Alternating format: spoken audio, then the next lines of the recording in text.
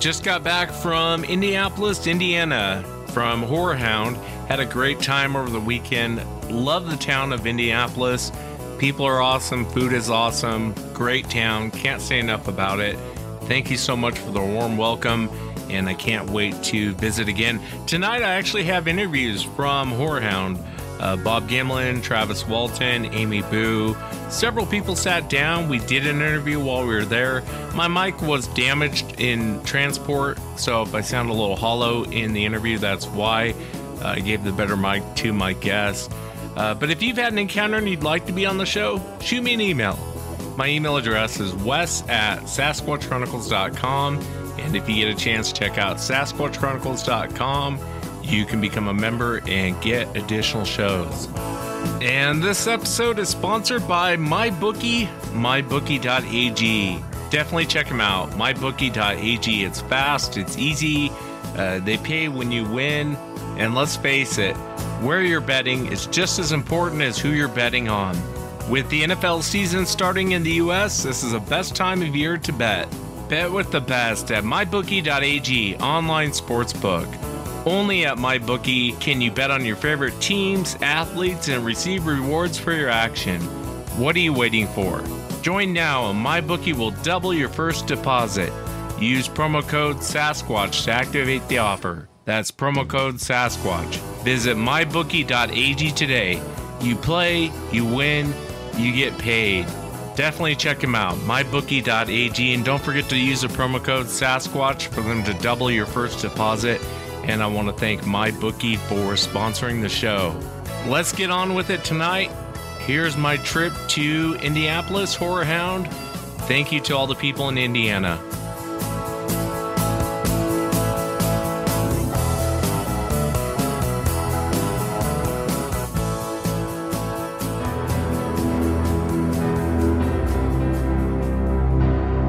Black thing go from left to right, and I thought, I'm going to die out here. No one's ever going to know. I couldn't believe what my eyeballs were showing me. I'll never forget how evil the eyes were. It was horrible. I mean, I've never seen nothing that evil. It ran towards me at a rate that I can't even explain. Turned and stared at me, and this look of, I just want to kill you. I want to say it was human, but it wasn't. He was yelling at me to grab a gun, grab a gun. I was like, for what? He said, just grab a gun. And there's footprints all the way to the door of my house. It had went inside my garage, all the way to the door. 911, what are you reporting? Jesus Christ, you better... Sir? See ya! Hello? Get somebody out here. What's going on now, sir? That son of a bitch is about 6'9", I don't know. Do you see him now, sir? Yes, I'm looking right at him. Uh-oh. You're listening to Sasquatch Chronicles. Check us out online at sasquatchchronicles.com. If you've had an encounter, email me. My email address is wes@sasquatchchronicles.com.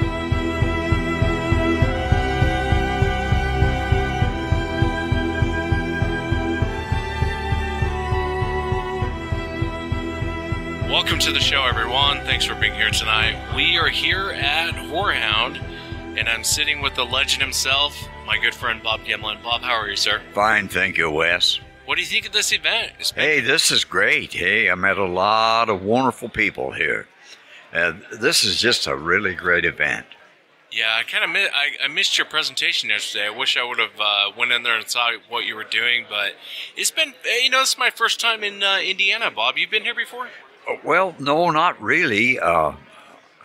Been all around here, but not here in Indiana. Yeah, it's nice, and it's a nice, clean city. Actually, really digging my time here, and I know, what do you got going on this afternoon? Well, not a whole lot, just kind of finishing up here. We'll be closing down here at the HorrorHound event here in about an hour or so, and we'll be packing up a little bit and getting ready to head out.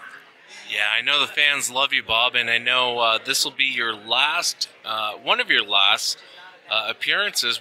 Any plans for what you're going to do? Well, Wes, I have a little bit of things I got to do. I got a right knee that I got to have worked on in the left shoulder. So if that all turns out, it won't be my last. But this, I can't make any real advanced talks about it or anything because I don't really know what's going to happen. I haven't had them evaluated yet because I just haven't had time. But I figure about in November or December I'll get something done so it won't hinder me altogether from anything in the spring. Yeah, no, I know I mentioned on one of the past shows was going to be one of your last events because I hadn't talked to you directly, but a lot of fans were bummed out, but if it was the last, Bob, it was great. It was great having dinner with you last night.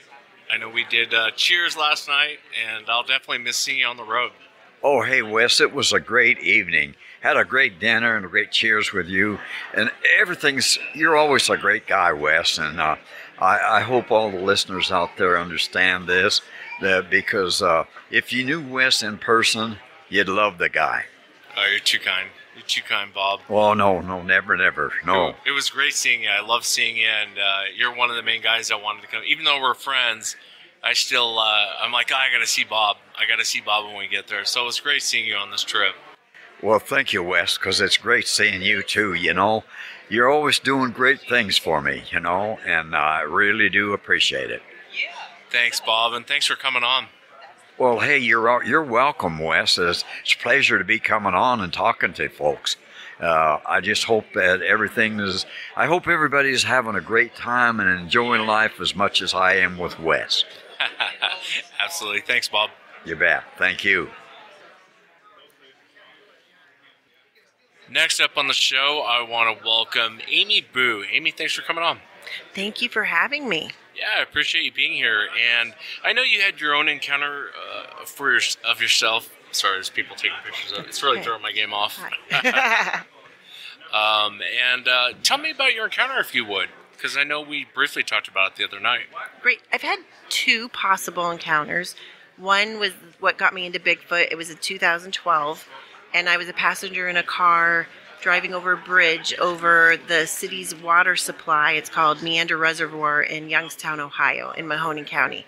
And I saw something along the tree line on the opposite edge, the opposite shore from where I was. There were some birds flying around, and so it drew my attention over there. And what it looked like was a Bigfoot. I mean, I just say it because, I wasn't into Bigfoot before that, but I had watched In Search Of, and everybody knows the Patterson Gimlin film and everything, so I knew what they were supposed to look like, and it was standing there holding onto a tree. It was very large. I've never been able to get back into that area to do any size comparison, although by now it wouldn't be legit. Yeah. Because it's against the Department of Homeland Security to be in there. So it was unusual. I've been over that bridge thousands of times in my life, and it was just unusual for anybody to be in there. So if it was a guy in a suit or something like that, he would be in big trouble. And I knew it wasn't a bear. I've been around black bear all my life. They're unusual in that part of Ohio, but we have them occasionally. But there was no muzzle. It was very large, and it moved. It kind of turned its whole body at one point. It looked like it was facing toward those birds. There's like a cement block out in the water, and they were flying around, and that's what it looked like it was looking at, but it was about 100 yards away, so I can't say for sure. Yeah, was there any details that you remember, though? I just remember it being all solid, one color. Very tall, very broad, like the width of it was what impressed me, I guess. It was holding on to a tree branch, but again, I was too far away to see any kind of, except it did not have a muzzle, and its head was a little elongated, I guess, more than a bear would be. Like I always say, I would estimate that it was about a football field away, and I think I would know a bear from the end zone. I think so too. But I always have that little bit of skeptic in me.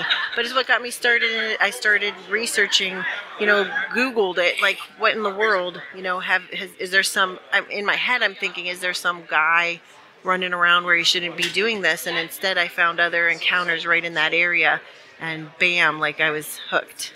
Yeah, and I know you interview eyewitnesses, and a lot of times when you talk to people and they see something like that, they're like, it's either Bigfoot or it was a guy in a suit. That's what I say. Or like a furry coat, right? Or because they're not really sure what to make of it. But I think if you would have saw a man, we have Russell's running around here in a Bigfoot suit.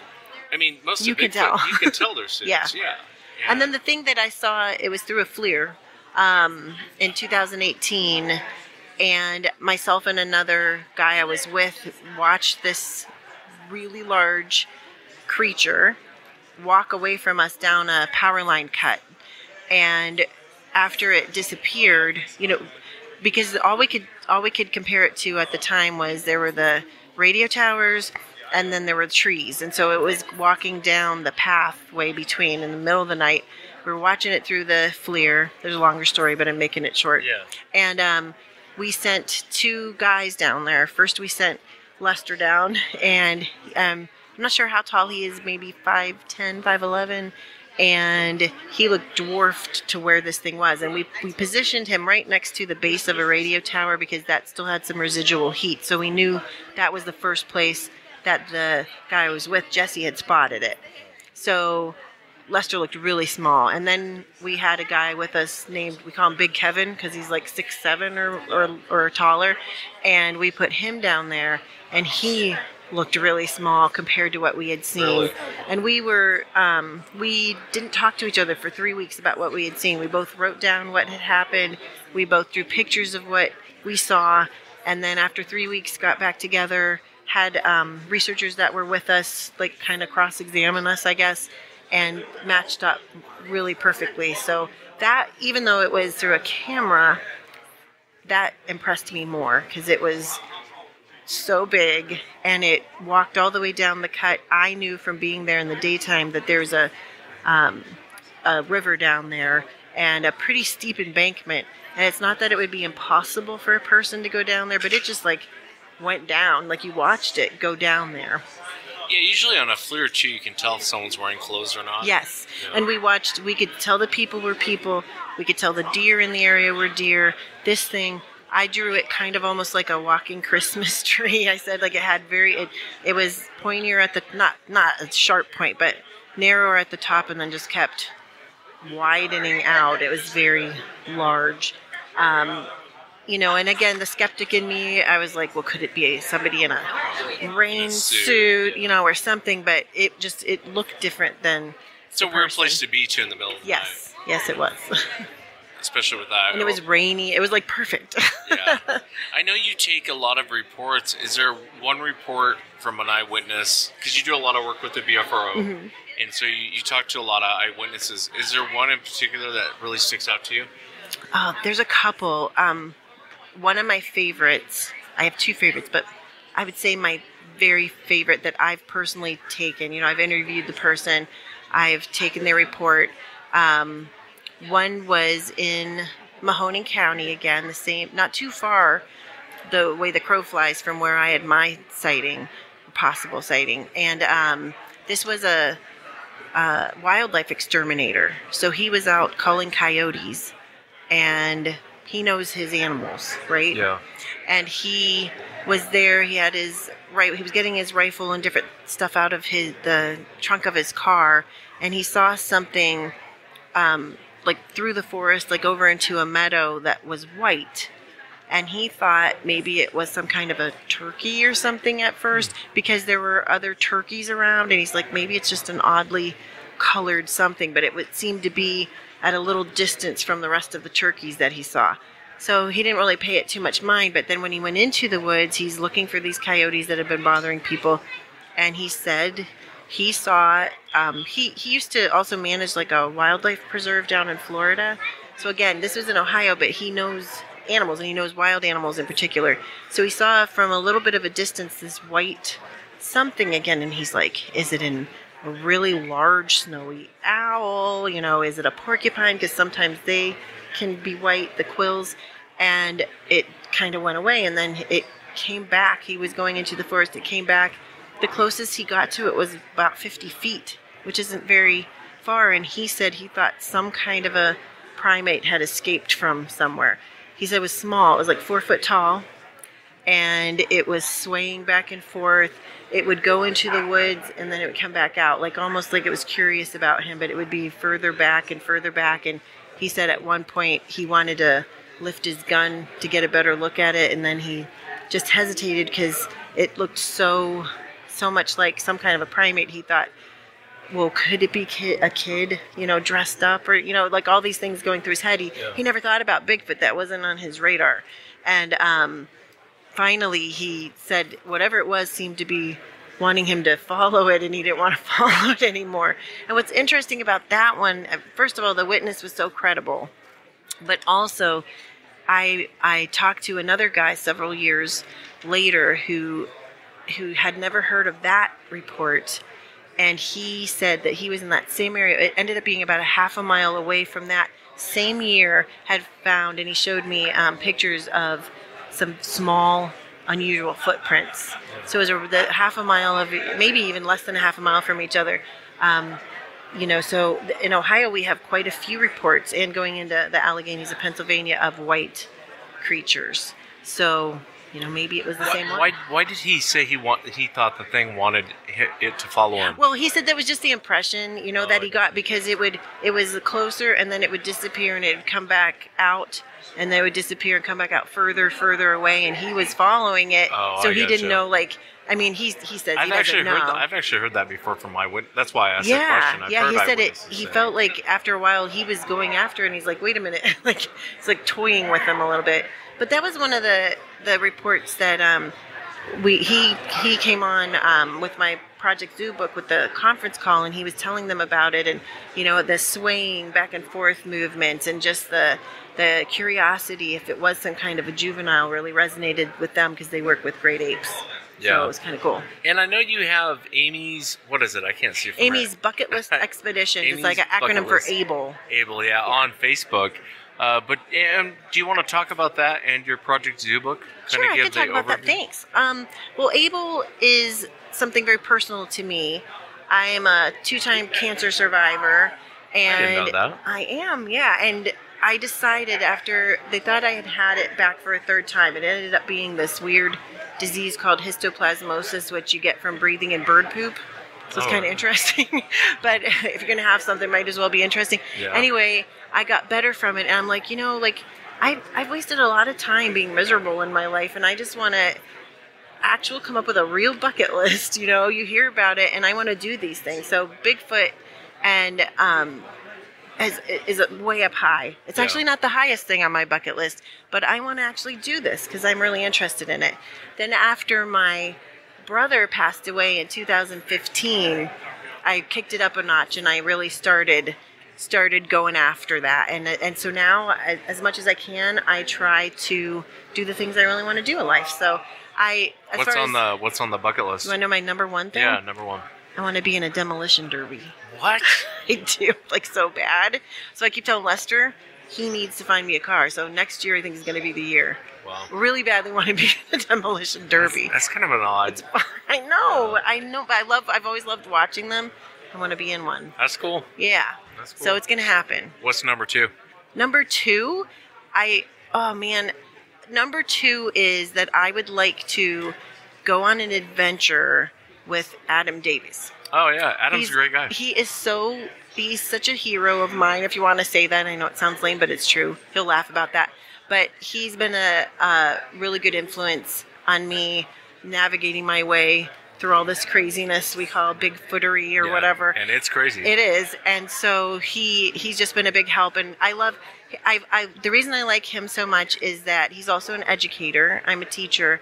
And he started out going on all these adventures on his own dime because he wanted to. He wanted to do all these things, and I feel like I'm a lot the same. Yeah. So I would love to do something with him someday. I gotcha. Yeah. Well, talk a little bit about Project Zoo Book, would you? Project Zoo Book is my favorite. It was very serendipitous how it came about. I met a young lady through Facebook, which I'm on entirely too much. But a lot of the times when I'm on there, it's because I haunt different Bigfoot groups just to kind of see what's going on. I met her through a page that she was on asking about going on an expedition. Turns out that, long story short again, She is a primatologist. She works at a zoo. And she was telling me, before I even knew that, she was telling me that she and her coworkers were really interested in Bigfoot and would like to, go out looking for Bigfoot sometime. And I told her, I said, you don't have to pay for a big expedition. You could just do this. You could just do this like I do, And I said, well, if you're anywhere near me, I would take you guys out. Again, at this point, I didn't know she was a primatologist, and later found out that the coworkers she was talking about, that she listens to your podcast. Oh, cool. That's how they started. They all work at the same zoo, and they're the primate department, so they work with gorillas and chimps. So we started this little thing. We were kind of laughing about it. We were like, well, we should have a logo, and we should have a name, and we called it Project Zoo Book because we were saying that, even though they are very interested in Bigfoot, doesn't mean their zoo boards are. And so we kind of keep it on the down low a little bit. It's a cool name. I like that. I liked it. So they, they have been out with me out to the Pacific Northwest, looking at the nests that were found out there with the Olympic Project. We do a lot of conference calls, and at this point, we have some more primatologists. We have some physical anthropologists, some biologists in there. Lots of ologists, and so it's like a collaboration between Bigfoot people and scientists that are interested. They always say in the Bigfoot world that science won't take us seriously. Right. I think, honestly, because a lot of them listen to the show, I think there is a lot of closet scientists that are keeping it a distance, but they are very interested to see what's going on with Bigfoot. You know what I mean? I agree. That's what we say. They're in the Bigfoot closet right now, but we're trying to break them out. But we always say our goal is to continue on with what Dr. Bindernagel did and make it less taboo to talk about Bigfoot. And they are so open to it. They're joy to listen to and to talk to. So it's cool. A fun thing. Yep. So let me ask you, I ask everyone this question, what do you think Sasquatch is? And there's no wrong answer. Okay, no. I think that Sasquatch is undiscovered, I don't know if undiscovered is even the right word because a lot of people have seen them, but an unclassified North American primate. I don't see a reason why it couldn't be that. But I always say I'm open to other ideas because I don't think anybody has a leg up on anybody else. There's no experts, and so especially with the scientists, that's what I'm looking at it as. But I hear a lot of other stories that I can't quite discard, and they might be something more paranormal, if you want to say. But we talked about it this weekend that I really, truly think a lot of things that are called paranormal, we just don't know how they work yet. Could be. So that's my viewpoint. Yeah. Well, it was great meeting you this weekend, Amy. Yes, I had so much fun. I did too. You're my favorite. Thank you for coming on. Thank you so much. And next up on the show, we have Claudio Bergamin and Mr. Travis Walton. Travis, thanks for coming back on the show. Claudio, thanks for being here, man. Thank you for having us. Yeah, nice to be with you. And Claudio, when you talk in, we talk as close as you can to that. Okay. You're a rock star, man. You should know that. I appreciate you guys being here. I know Mr. Walton has his book coming out, Fire in the Sky. Travis, where can people get your book? TravisWalton.com is the website. You can order it there. Got a PayPal. Just real simple. Click and order. Yeah, and I got a copy of it at the International Bigfoot Conference. Great book. Claudio did a lot of the artwork. If you guys get a chance, definitely check out his website, ClaudioBergamin.com and BergmanArt.com. I'll throw links up on the blog for people to check it. You got to check out Claudio's work. I mean, it's ridiculous, isn't it, Travis? Yeah. The only officially approved representations of my experience. And the Fire in the Sky book, I actually started reading it. It's mainly just your experience throughout the whole thing, isn't it? Yeah, well, there's a lot more to it, the investigation and all the attempts to suppress the incident. Quite an onslaught from the skeptics. And Claudio, how did you get into art, man? Because I know we were talking the other night, you were a musician. And you look like a rock star, so I assumed you were a musician. Well, you have to play the part. Yeah. But tell us how you got into it. I got into art since early age. I mean, I've been drawing since I was a toddler. And my dad was an architect. and my mom was a huge fan of art in general, so they basically approved. I mean, since I showed interest in drawing and picture books and art books, they just bought me paper, professional paper, and pencils since I was a kid. So I started copying the cartoon characters I used to like for Saturday morning cartoons, and that's how I started. Just copying comic books and copying characters from the TV. What made you interested in doing the artwork for Travis and his? Was it just the encounter, what happened to Travis? Is that what you drew you into going, I got to be a part of this, I got to draw, which is amazing artwork. Well, I've always been interested in UFOs and strange phenomena, and I've been into it since almost the same time I started drawing. I remember watching In Search Of with Leonard Nimoy, and all those classics UFO documentaries of the 1970s. I think I watched them all. And Travis's experience is obviously one of the most renowned, not just because of the nature of it, and, the quality of the encounter, but also because of the amount of witnesses, and it makes it stands out, for its legitimacy. So many people, saw it, It was great spending a day with Leonard Nimoy, being interviewed for his show. And it was kind of cool that, UFO Magazine asked him, what do you think about UFOs? And years later, what came to mind is he mentioned spending that time with me and saying that he felt I was being truthful. So, that was great. Probably the most definitive UFO encounter ever, really. I mean, when you think of a UFO abduction or encounter, Travis Walton comes to mind. I mean, and Betty and Barney Hill. Betty and Barney Hill, yeah, absolutely. Travis and Whitley Strieber is another famous case. The problem with but the difference with the Whitley Strieber experience is it's only his account, right? As opposed to Travis and Betty and Barney Hill, it's more than just one witness. Yeah, I tried to stick with all the things that I could document. And there are some pretty interesting stuff that I don't include because I can't document it. Yeah, one question I want to ask you, Travis. I was thinking about you the other day in your encounter when you and I talked. You were talking about the coming out of one ship into the next, and you ran into this human-like being. Did you ever read the accounts about Valiant Thor, the guy back in like the 50s that he supposedly looks like a human and he had an IQ of, I don't know, some ridiculous IQ? Well, I can't say I've heard of that, but that might be interesting to look into. Yeah, I'll have to send it to you. It made me think of that one account when you said you ran into one that looked kind of human-like, and I was listening to this Valiant Thor. Anyway, that's all. Well, I did the DNA study here recently, and it was interesting that I had some of that Nordic DNA. I've read in several books. I don't know what you think about that, but I've read in several books that the Nordic type of aliens are not. That's not the real physical form. It's just a projection to give you a certain sense of familiarity, and to make the contact easier.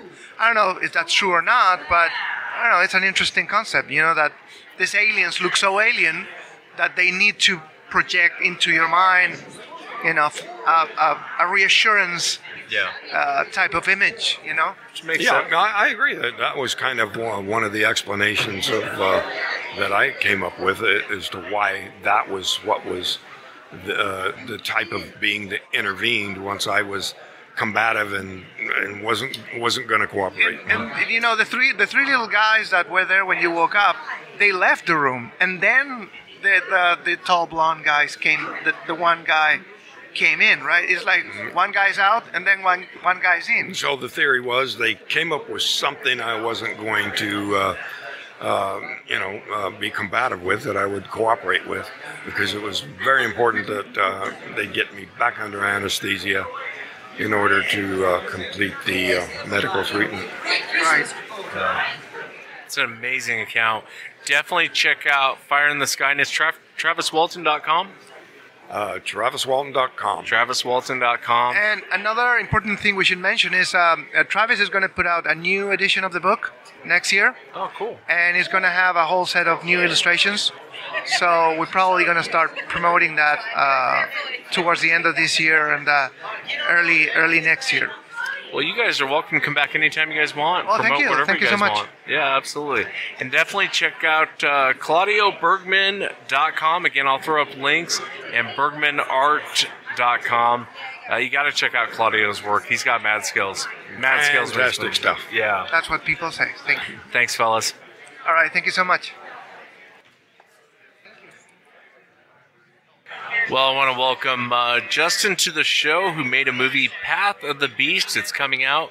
Justin, welcome to the show, man. Hey, Wes, how you doing? I'm doing well, man. I'm doing well. What made you come up with the movie, a Bigfoot movie?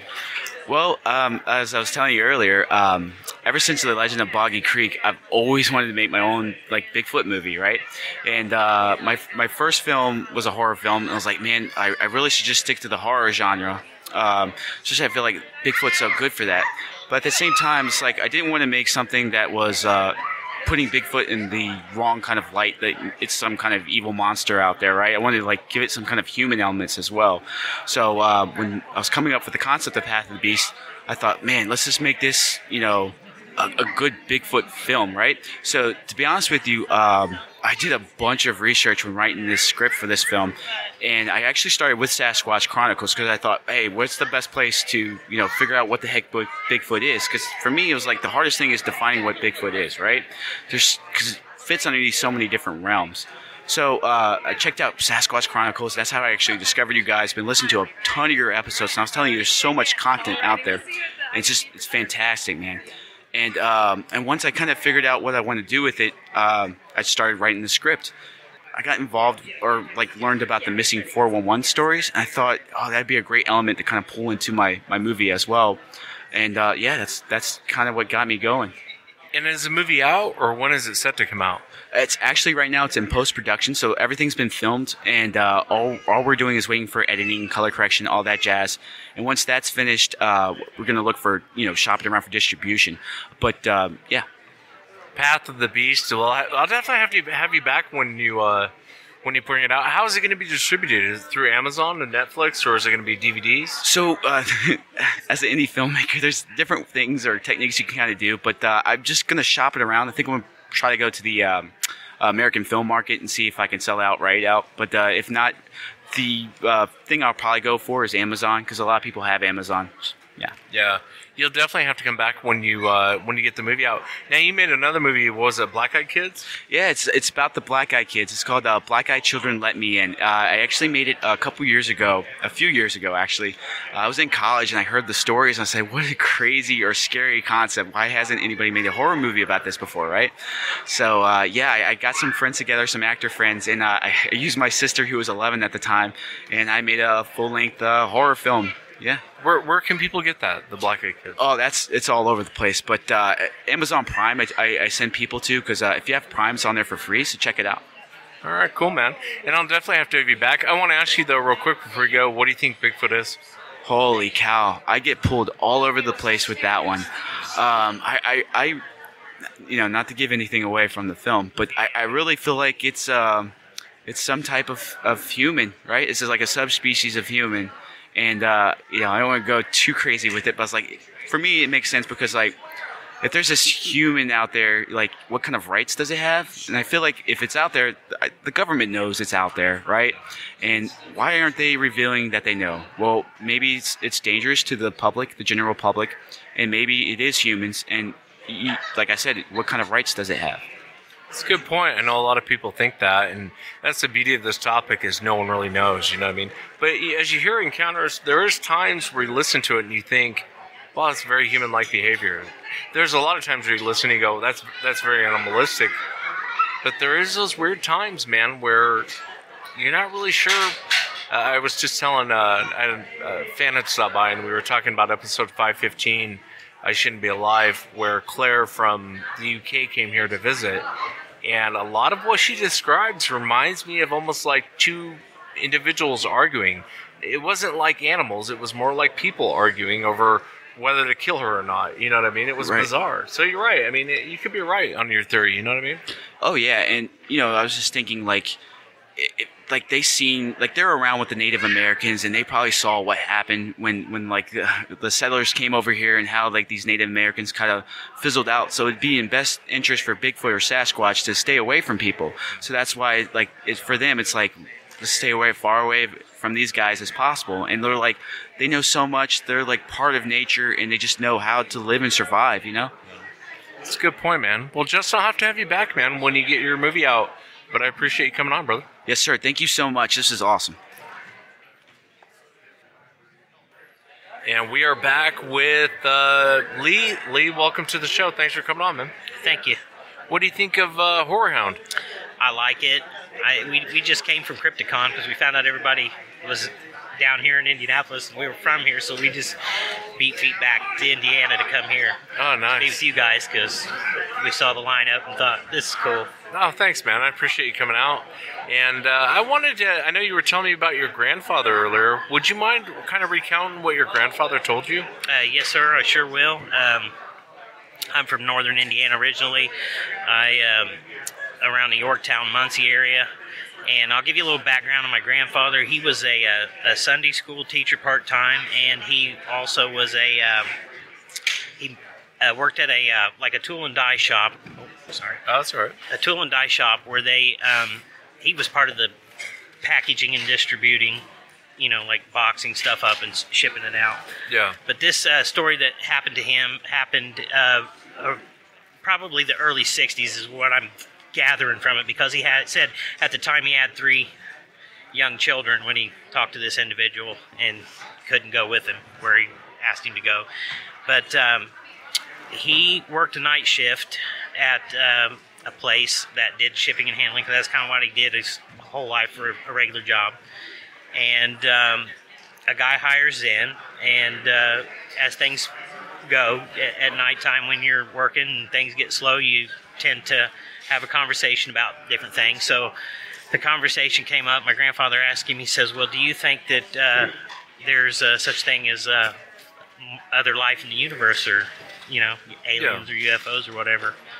And the guy looks at my grandfather real seriously, and he says, well, you're not going to believe this, but he said, I'm not from here.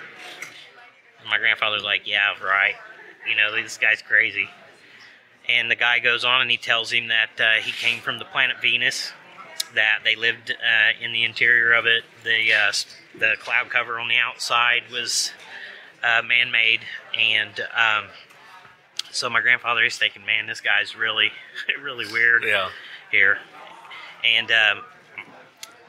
this story that he's told me is not like my grandfather to talk about anything like that, because he was always into sports and race cars. He built cars and stuff like that. So it's real unusual when I first heard it. Yeah. And so anyway, they start talking, and he tells him different things about Venus. He asked my grandfather, he says, if I could arrange it, would you be interested in going there? And my grandfather said, yeah, but he said, the guy told him, he says, if we take you there, you're going to be there for 10 years. And he says, if we take you there for 10 years, he said, when you come back here, he said, you will be so intelligent that the smartest people that are on this planet will seem to have the intelligence of a monkey to you. And so my grandfather told him, he says, well, I can't do it because I've got 3 small children that I got to take care of. And if I didn't, I would sure like to go. Yeah. And so one night the guy asked my grandfather if he'll take him home. And my grandfather says, yeah. He said, I'll take you home. And so they get in the car. They start heading to this guy's house or wherever he stays. And my grandfather said back then the gravel roads were like washboard roads. And real rough suspension back in those days in the cars, because wasn't as smooth and as good a technology as what we have now.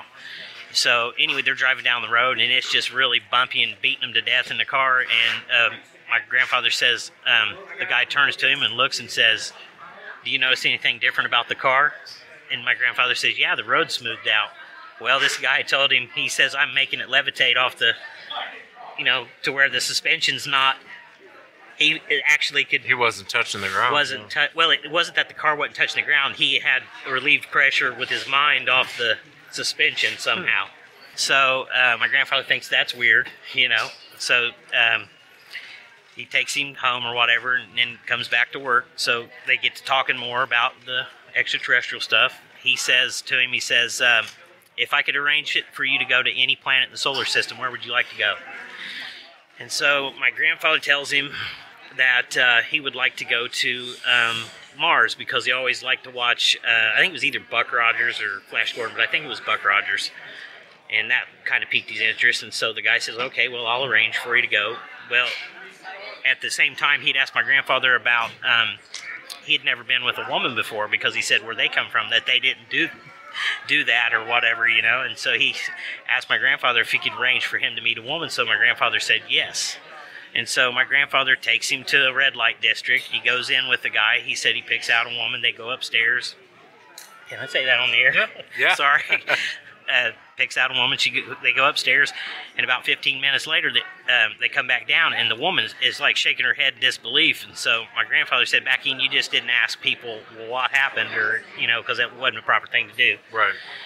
And so... might have been okay in a whorehouse, though. Yeah, there you go. Yeah, it might have been, yeah. So time goes on. They go back to work. He arranged for my grandfather to go to Mars, and my grandfather takes him out through the country, picks him up, takes him out through the country in the car. They drive. My grandfather described it as a lane that went back into a woods out in the middle of nowhere, and he said that inside the woods was a little square area where it was just a flat pasture, and he said sitting in the middle of it is a silver disc shaped object or craft. And he said they get out, they go on board. He said there's 3 others, and he said they look just like us. You couldn't tell the difference. And the guy he worked with, the guy looked human, I would imagine. Yeah, yes. And they get on board. My grandfather said he remembered as the thing's pulling away, he said how pretty the Earth looked from space.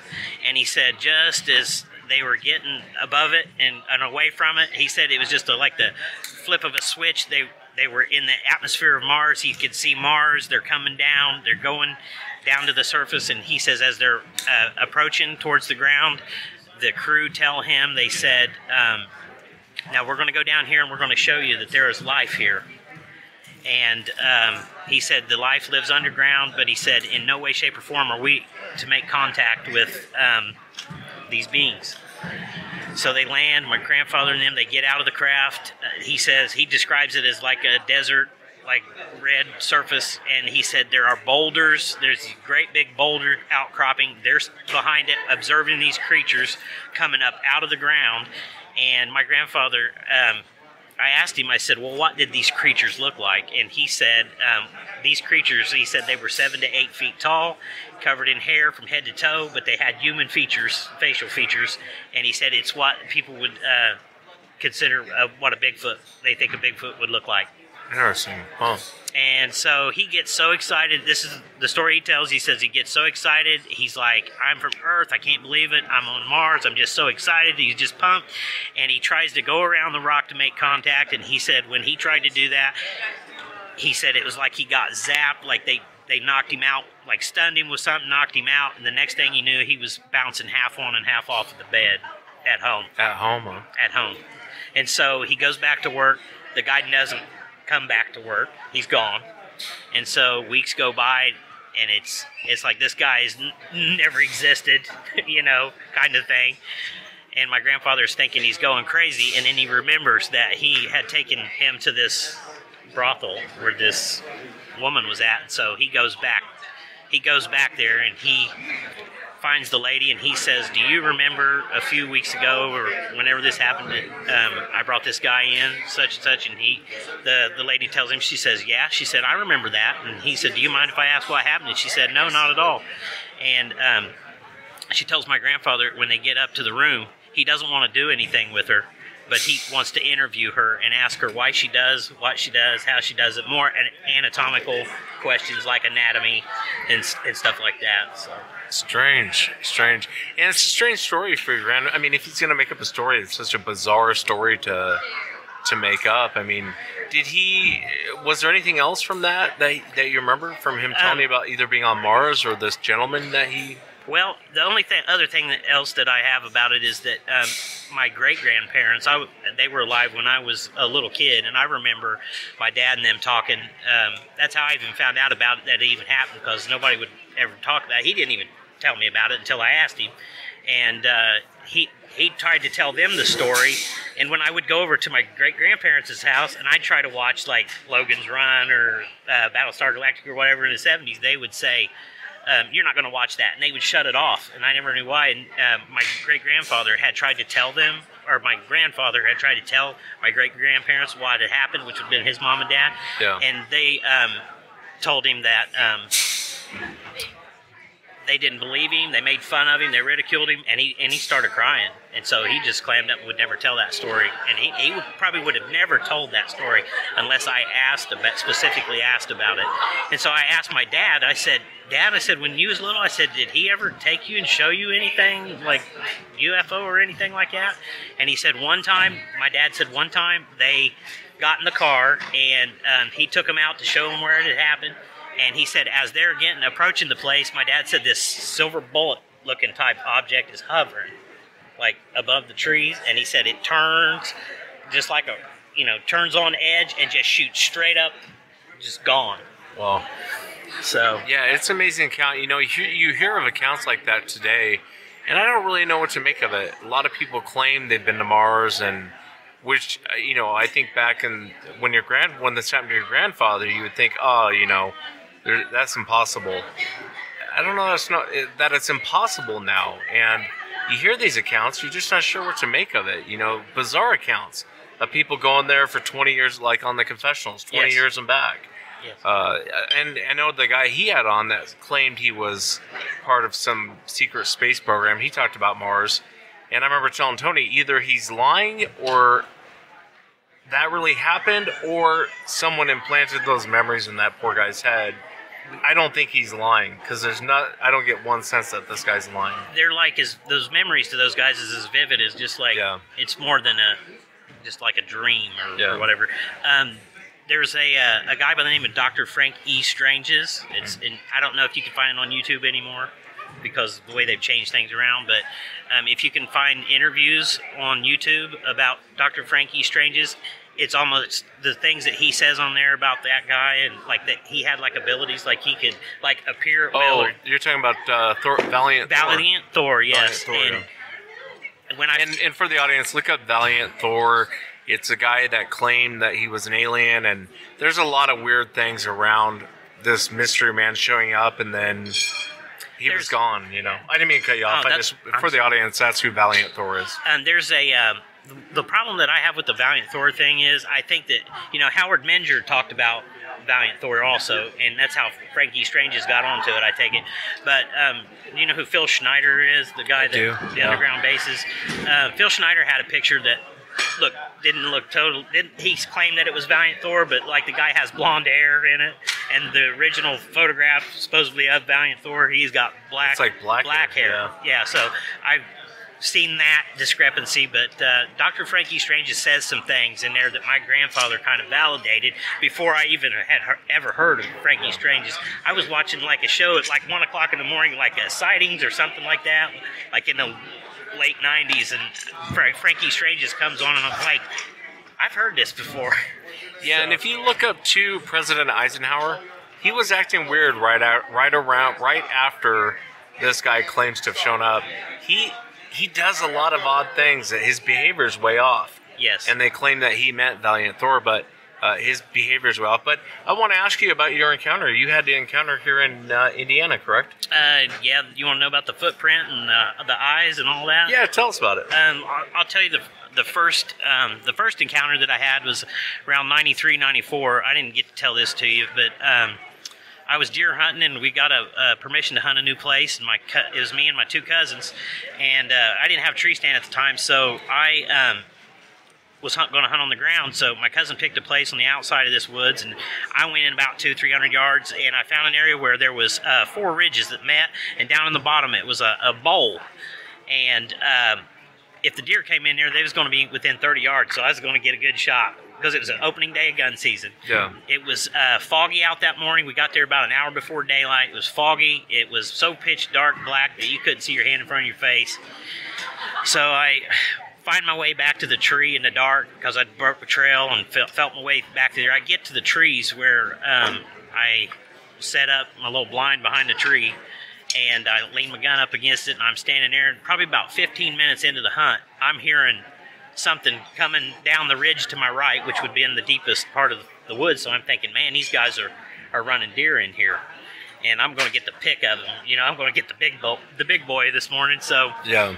I hear this thing coming to my right, and he comes down, or whatever. I say whatever it was. It came down the ridge, got down in the bowl, and then got at an angle to me to my left.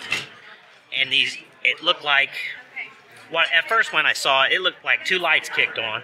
They had black slits in them, and what I thought it looked like was, you seen the cartoon Felix the cat? Yeah, of course, yeah. The clock thing where the eyes move back and forth. Well, the eyes looked like that, but it was more of an amber color, eye shine or glow or whatever. But they wouldn't have been shine because there wasn't nothing for it to reflect off of. So at first I thought, there's some other hunters that's in here, and they're messing with me, and they put two coon lights on their, like those on their hats or whatever. Hats, and they're trying to scare me out of here. So I'm just looking at it, and I'm thinking to myself, are you really seeing this? What in the world is this? Because I've never seen anything like that, in the woods.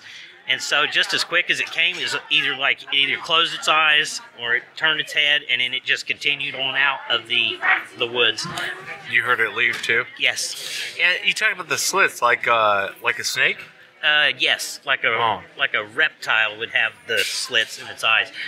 But there was you couldn't catch like an outline. It was mainly just two glowing eyes. That's crazy. And the weird thing of it is that the light that was emitting from it was like it was self-illuminated. It wasn't like it was lighting up the woods or anything. It wasn't like headlight type of a light, if that makes sense. I don't understand, like the physics of it or how it works, but that was weird to me. Yeah, that would be weird. That'd be crazy too when you're out there, and seeing that. And like they talk about how people have mind speak or whatever, like things talking. Well, it wasn't really like, I can't say it was like a voice in my head or mind speak, but what I took away from that experience was it was like an understanding between me and it that it wanted me to know. Is like it said, I want you to know that I'm here. But it wasn't aggressive towards me. I didn't smell a smell. Now I'm looking down a hill that's probably, I don't know, maybe 15 feet to the bottom, and this thing's almost up to not necessarily eye level, but a little bit lower than eye level. Yeah, so it must have been tall. Yeah, whatever it was. Right. Yeah. Well, tell me about you said you found footprints? Yes, we found footprints in, should I say the place? You can say. It's Owen County is where it was at. I'm just going to say that because if they're in there, I don't want people bothering them or getting hurt. But it was last April, and it was during mushroom season, and me and my mom had went there. The water had came up in this particular area along a creek. And it's 7,000 acres back in there, and there's no roads in this area. It's like landlocked piece of property. And I go back about 200 yards into the woods around the creek. I'm not finding any mushrooms, and the reason I took my mom there was because the water had come up, pushed the leaves out, and it was still cold enough out that we were going to get the jump on everybody else to get the mushrooms if we could. And I went down in the creek, and I come up, and when I came up the little embankment off the creek, I'm standing in a little depression, like, I don't know, it was a wash or whatever that go from the woods back to the creek. And as I'm standing there, I just happen to look down, and I see a little footprint, and I think it's on the Cliff Rockman site. Okay. Can I plug? Yeah, of course. Yeah, of course. I'm sorry, but it's on there. You can see it's the last footprint in his impressions thing. That's cliffbrockman.com, I believe it is. I think so. From Finding Good. Just type in Cliff Brockman, you'll find it. But anyway, it's in that impression. So when I saw it, I told my mom, I said, I'll circle way around here because whatever this is, I'm going to try to track this if I can track it. Because I've hunted for 30 years and I'm pretty decent at tracking deer and finding them when nobody else can find them. So she swings way out around. So we're standing there and we're looking at it. And I said, what do you think that is, Mom? And she said, I don't have any idea. I mean, it looks like a little tiny human footprint. Yeah. Perfect little footprint. And so I'm standing there looking, and I tried to track it for about 30, 40 minutes, and there was no other footprint at all. It was just like that one footprint, and that was it. And when I first found that footprint, it'd be to the north of where I was at, where I found it. I could hear stuff back there breaking, cracking, like something is just hauling butt, bulldozing, going through the woods, getting away. Yeah. So I don't know if something like it had scooped up the baby and it had run off with it. That's kind of what my take on it was. Yeah, it could have been. It could have been. What do you think that Sasquatch is, Lee? What do I think it is? Well, that Daniel Boone talks about supposedly getting a Yahoo a long time ago. Yeah. And I don't know. I think if it ain't something from another planet, then it's been here ancient for a long time, and I think they live underground. I really think that's a possibility that they live underground. I think they store food, maybe. Could be. If you was in an underground cavern and you knew how to store food underground, that'd be a good place to do it. But I think sometimes they migrate. Maybe they might migrate from place to place. I know that around Lake Lemon, over where we're at, they've had some sightings at a campground over there. Another part of my footprint experience was in November. I had gotten a deer, and so I took it to the local processing plant. And I was talking to this guy, and he was checking me in, and I knew the guy because I've turned him in there before. And I asked him, I said, I said, where do you like to hunt at? And he says, I hunt over in Owen County. And so I said, dude, you got to see this picture of this little footprint that I found. And so I show him this footprint, and it's like he turns pale white, and he just like clams up. And he waits until we get outside. And he tells me, he says, man, he said, you're not going to believe this, but he says in April during mushroom season, he said, me and my brother was over, he named it's a little church up the road from where I found my footprint, is a few miles away. But anyway, he said they were back up in the woods mushroom hunting, and he said that they saw 4 of them. They saw a gray one and 3 black ones. And he said that the gray one, I think it was a gray one, it threw a rock at him, and it whooped. And then he said they run off in the woods away from him. And he said the weirdest thing about it was, as big as they were, he said they didn't hardly make a sound when they tore off through the woods. You hear that all the time, Yes. don't you, when eyewitnesses come on? And there's a famous case down there in southern Indiana. Is the there? white one. Is They always talk about the white one. I wonder if it's that gray one. Well, per se. after I talked to him about 6 months or so after I talked to him, I talked to a real estate guy down around Spencer. We'd stopped in at like a little yard sale thing, and I started talking to this guy, and I had a Bigfoot shirt on, or maybe he had something with Bigfoot on. But anyway, that subject came up about Bigfoot, and he starts telling me this story. I didn't even say anything about the footprint or none of that, and he starts telling me this story about his buddy was out mushroom hunting, and he saw a gray one. And it came in, and it saw him, and it turned around and just went right back up the trail and left. So they're seeing a gray one around there somewhere. Yeah, definitely a lot going on here in Indiana. And Lee, thanks for the warm welcome to your beautiful city. You're welcome. Love it here. You have to come back and see us. You guys might end up finding me here. Oh, yeah? I'll be the stepson to Indiana. Hey, you'd be more than welcome, man. Yeah. I really appreciate it. I've been knee deep in fingernails trying to get on your show to tell you these stories, man. I'm so glad to have you on, man.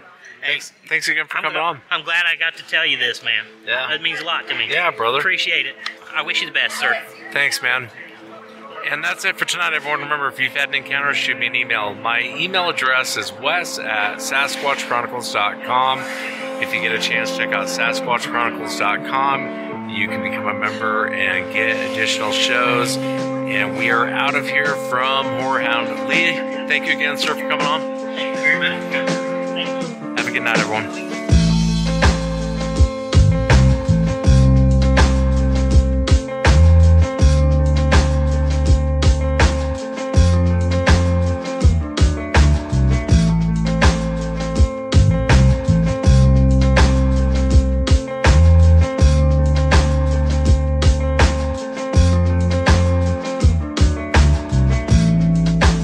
Mindlessly drinking, not tasting, just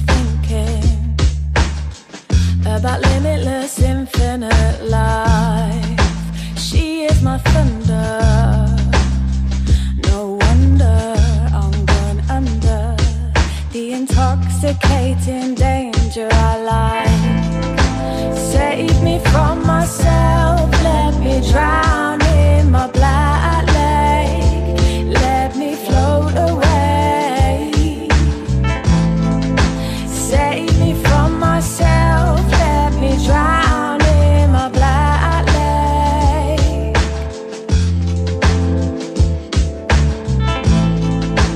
Beauty is a black lake, let me sail away.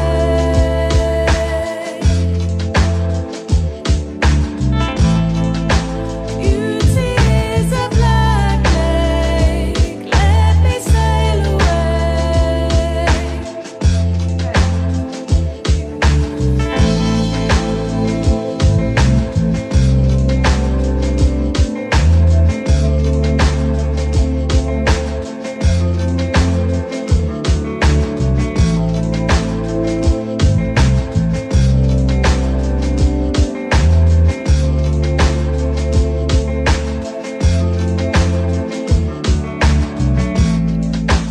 Darkness approaching, deep water keeps flowing. It inhales me in the stormy tide. Endless emotion, a dawn thought, a notion, an epiphany, bring the shore to life. Save me from myself, let me drown